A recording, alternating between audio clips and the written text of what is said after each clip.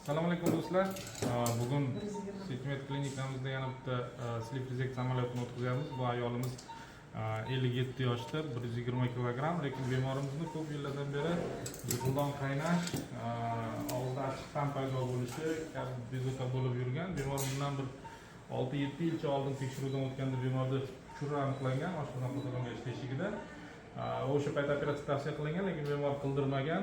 Mana hozir уже chidab bo'lmaydigan darajaga yetib keldi deb keldilar bizga.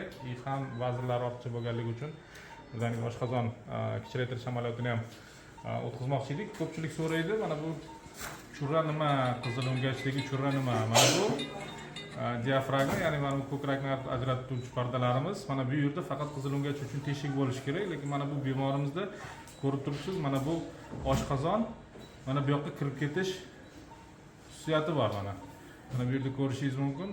Mana bu teshigimiz mana juda ham katta. Mana teshik atrofi mana bu hammamiz mana shu anaqasi hammasi mana shu teshik.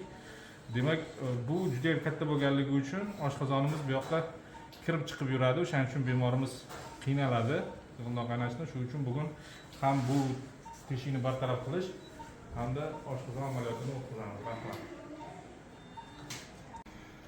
Xo'p, mana o'rtoqlar, tak, grijamizni, ya'ni mana bu qizilongach diafragma churramizni teshigini ochib oldik.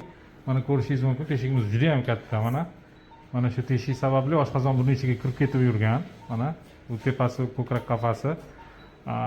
Mana ko'ryapsiz, sal qarab qaraymiz. Mana teshigimiz mana bu yoqqacha tushib ketgan. Aslida mana bu teshik bo'lmasligi kerak. Faqatgina mana shu qizilongach, mana qizilongachimiz. Mana shu qizilongach uchun faqatgina joy bo'lishi kerak. Endi biz buni mana shu holatda yopib kichraytirishimiz kerak. Maqsadki mana shu qizilongachimiz tepaga ko'tarilib ketib, oshqozonni tortib ketmasligi uchun. Endi keyingi bosqichda mana shu teshikni bartaraf qilish amaliyotini o'tkazamiz. Mana qizilongach churrasini darvozasi. Mana shu teshik. Mana. Rahmat. Tak, bering tikishga. Tak, o'rtoqlar, mana hali ko'rsatgan darvozamizni mana to'liq yopdik. Mana bu katta darvozamizni 3-4 ta chok qo'yib, mana bu darvozamizni kichraytirdik. Mana bu yerda faqatgina mana qizilongach uchun joyimiz qoldi. Mana ko'rishingiz mumkin. Mana qo'yib yuborganimizda mana oshqozon endi pastda va boshqa joyga anaqasi yo'q. Chiqmayapti, ko'rib turibsiz.